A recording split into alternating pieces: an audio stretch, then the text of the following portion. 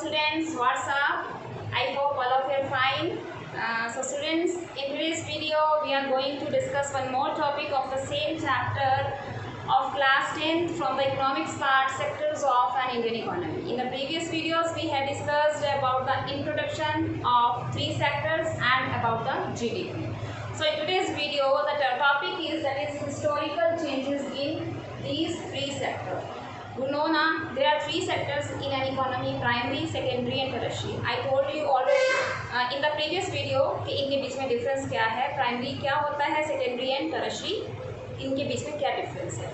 So अभी हम जिस बात करेंगे, we will talk about the changes in these 3 sectors. All of you know that in previous time our country's economy was known as the agricultural economy. Our country was known as agriculturist economy or agriculturist country.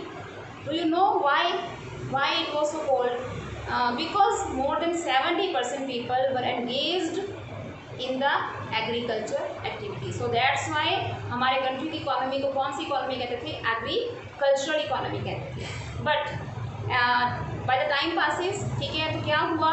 The people started to move from the primary sector to the secondary sector. You know ना, there was problem in the primary sector. Hidden unemployment इसको कहते थे हम, ठीक है, जिसको हम disguised unemployment भी कहते हैं कि disguised unemployment was there. अब क्या होता था disguised unemployment? It means क्या है कि more than people they are working in the same field more than requirement. उनकी रिक्वायरमेंट से ज़्यादा जब लोग होते हैं उसमें engage, so that is called disguised unemployment. तो क्यों होते थे? Because there was no option, there was no alternate, ठीक है, so that they could shift from primary sector to any other sector. Industries were less at that time. So that's why ये सब reason थे जिसके कारण जो हमारी country की इकोनॉमी को एग्रीकल्चरल इकोनॉमी कहते थे. बट धीरे धीरे क्या आना शुरू हो गया, जैसे ग्रीन रेवोल्यूशन हुआ. आपको पता है ग्रीन रेवोल्यूशन क्या हुआ था? उसमें HYV सीड्स, न्यू हमने जो पेस्टिसाइड्स थे, फर्टिलाइजर्स यूज़ करने शुरू कर दिए to increase the crop production, है ना. तो जब क्रॉप की एक्स्ट्रा प्रोडक्शन होनी शुरू हो गई तो उसको हम बाहर भी सप्लाई कर रहे थे, ठीक है, वो एक्सपोर्ट भी होती थी कुछ चीज़ें. बट कुछ चीज़ें ऐसी थी उनके हमने ऑल्टरनेट न्यू टेक्नोलॉजी की हेल्प से ढूंढने शुरू कर दिए. फॉर एग्जांपल, ठीक है, पहले क्या था? एप्पल हो रहा था, एप्पल ज़्यादा हो रहा था, तो एप्पल हमारी कंट्री में तो कंज्यूम हो रहा था. इवन दो, ठीक है, हम कुछ ऐसा भी था तो उसको एक्सपोर्ट भी कर रहे थे. बट फिर भी अगर सरप्लस क्वांटिटी में था तो उन्होंने क्या सोचा हमारी कंट्री में कि इसको हम ऑल्टरनेट फॉर्म में और किस तरीके से यूज़ कर सकते हैं. So that for that thing उन्होंने एक न्यू टेक्नोलॉजी डेवलप की, एक ऐसी मशीन बनाई जिससे हम एप्पल से उसको किस में कन्वर्ट कर सकते हैं, इन डिफरेंट थिंग्स. जैसे मान लीजिए एप्पल जूस बना दिया, एप्पल साइडर विनेगर बना दिया, ठीक है, एप्पल का जैम में यूज़ करना शुरू कर दिया. तो with the help of technology हम एक ही चीज़ को काफ़ी ऑल्टरनेटिव जो थिंग्स थी उसमें अभी यूज़ करना स्टार्ट कर दिया. सो दैट्स वाई अभी उसके बाद क्या आना शुरू हो गया, now people started shifting from primary to which sector? Secondary sector. तो ऐसे करने के बाद हम कह सकते हैं कि धीरे धीरे जो हमारा सेक्टर तीनों थे, प्राइमरी, सेकेंडरी, फिर उसके बाद टर्शियरी. अब प्राइमरी एंड सेकेंडरी तो इंक्रीज़ हो रहा था, ठीक है, उनके साथ साथ उनको सर्विसेज कौन प्रोड्यूस करेगा? जितनी प्रोडक्शन ज़्यादा होगी तो प्रोडक्शन मार्केट में तो जानी चाहिए ना. तो उसको मार्केट में पहुंचाने के लिए बैंक में से लोन लेना था, उनको इन्वेस्टमेंट ज़्यादा करनी थी इंडस्ट्री से लगाने के लिए. तो ऑल दोज रीजन्स तो हमारा tertiary sector also it was growing. ठीक है, आज के टाइम में अगर हम देखें तो आज के टाइम में टर्शियरी सेक्टर की ज़्यादा इंपॉर्टेंस है comparatively to the primary and the secondary. In today's time most of the people they are engaged in which sector? Tertiary sector comparatively to the primary and the secondary sector. So अभी हम changes की बात कर रहे हैं कि primary sector से कहाँ पे शिफ्ट हुआ, वो सेकेंडरी सेक्टर में, एंड सेकेंडरी सेक्टर धीरे धीरे साथ में कौन डेवलप होना शुरू हो गया? टर्शियरी सेक्टर में. अब देखिए प्राइमरी सेक्टर में क्या चेंजेस आई? Technology increase. टेक्नोलॉजी इंक्रीज का मतलब वही हो गया ना, टेक्नोलॉजी इंक्रीज हुई मीन्स क्या है? जब ग्रीन रेवोल्यूशन थी at the time we started to use HYV seeds, chemical fertilisers, pesticide etcetera things, ठीक है. सो इसके कारण क्या हुआ? Due to all these things हमारी जो क्रॉप थी वो क्या होनी शुरू होगी? इंक्रीज होनी शुरू हो गई, प्रोडक्शन वॉज इंक्रीज, ठीक है, और साथ ही साथ में एम्प्लॉयमेंट का दैट वॉज मोर, क्योंकि उसको करने के लिए हमें ज़्यादा लेबर चाहिए थी।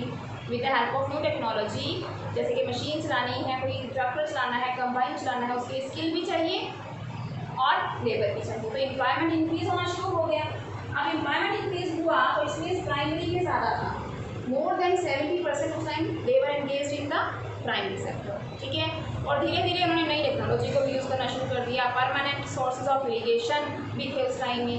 Government has introduce so many policies to increase the agriculture production, so all those things happened at that time. Then what happened, जो प्राइमरी सेक्टर था जब ये ग्रो कर रहा था, at that time secondary sector was also in growing condition. तो कैसे, जैसे मैंने आपको बताया कि जब हमारे पास प्राइमरी सेक्टर में रॉ मटेरियल की एक्सेस क्वांटिटी पड़ी थी, तो उसमें क्या करना शुरू कर दिया, ऑल्टरनेट थिंग्स हमने प्रोड्यूस करनी शुरू कर दी। अभी आपको था, जैसे मैंने आपको एग्जांपल दिया, तो उसके लिए क्या चाहिए होंगी, न्यू मशीन्स, न्यू टेक्नोलॉजी। और न्यू मशीन्स हम कहाँ पे सेटअप करेंगे, इन द इंडस्ट्रीज ओनली। तो इंडस्ट्रियलाइजेशन होना स्टार्ट हो गया हमारे कंट्री में, इंडस्ट्रीज बढ़ गई, उसमें न्यू टेक्नोलॉजी यूज हुई, new method of manufacturing, okay, and expanding factories counting मेरी इंक्रीज हो गई।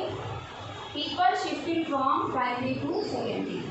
The people who were engaged in the primary activity only, because at that time they didn't have any type of alternate, but now they have alternate. So that's why they had shifted from this sector to secondary sector to achieve the employment, ठीक है। तो employment उनको मिलना शुरू हो गया। जैसे हमने बात की थी कि डिस्गाइज्ड अनएम्प्लॉयमेंट पाई जाती थी कौन से सेक्टर में, हमारे प्राइमरी सेक्टर में, जिसको हम हिडन अनएम्प्लॉयमेंट भी कहते हैं। दिखती नहीं है बट लोग क्या होते हैं, वो हमारे अनएम्प्लॉयड होते हैं।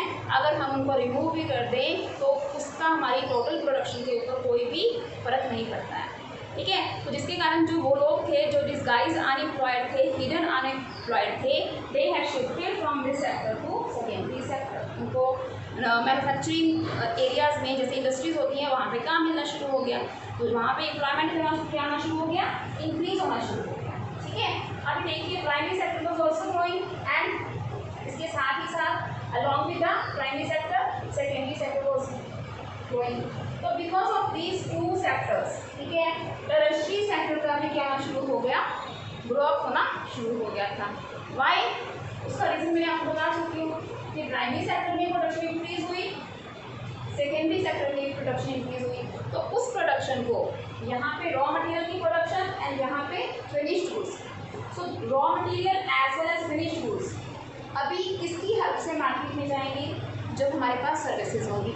सर्विसेज कैसी, जैसे मान लीजिए ट्रांसपोर्टेशन है, ठीक है, बैंकिंग है, इन्वेस्टमेंट करनी है, अभी कोई फैक्ट्री लगानी है, तो फैक्ट्री लगाने के लिए आपको पैसा भी चाहिए, लोन भी चाहिए, तो loan credit facility who will provide tertiary sector, because I told you कि बैंकिंग हो गया, ट्रांसपोर्टेशन हो गया, और ये सारी की सारी सर्विसेज कहाँ पे प्रोड्यूस होती हैं, in this sector. all these services are produced in the tertiary sector. So that's why with the help of the primary and secondary sector, the tertiary sector was also growing. In today's time it is also growing. अभी भी grow कर रहा है, ठीक है। तो देखिए मैंने यहाँ पे लिखा है कि सर्विसेज जो थी इंक्रीज होनी शुरू हो गई due to the growth of the primary and secondary sector, and total production of goods and services increase. तो अभी देखिए यहाँ पे भी प्रोडक्शन इंक्रीज हुआ, in this sector also production was increased, and in this one services are increased. So that's why total production of goods and services, ठीक है, continuously क्या हो रही थी, वो increase हो रही थी. So you can see now, you can think कि how primary sector, secondary sector and tertiary sector इसमें changes आए, ठीक है। प्राइमरी से धीरे धीरे सेकेंडरी में शिफ्ट हुआ, सेकेंडरी और प्राइमरी की ग्रोथ से टर्शियरी सेक्टर भी हमारा ग्रो अप होना शुरू हो गया।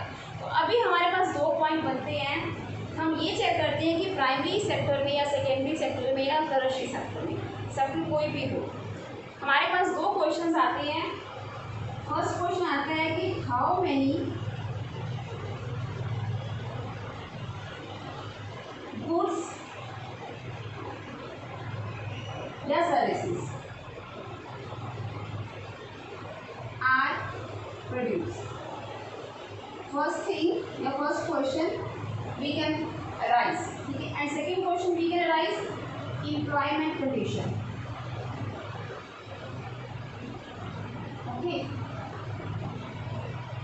नेक्स्ट वीडियो जो हमारी होने वाली है वो हम वीडियो डिस्कस करेंगे about these two things with reference to India. India में जो हमारे primary sector, secondary and tertiary में कितनी गुड्स प्रोडक्शन होती है और एम्प्लॉयमेंट कितना है, किस सेक्टर में है, कंपेयरिंग करेंगे।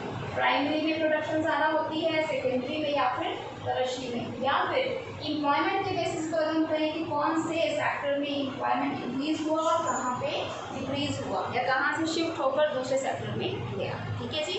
तो ये तो हमने सिंपल सी बात की है कि हिस्टोरिकल चेंजेस कैसे कैसे हुई इन दीज 3 सेक्टर्स।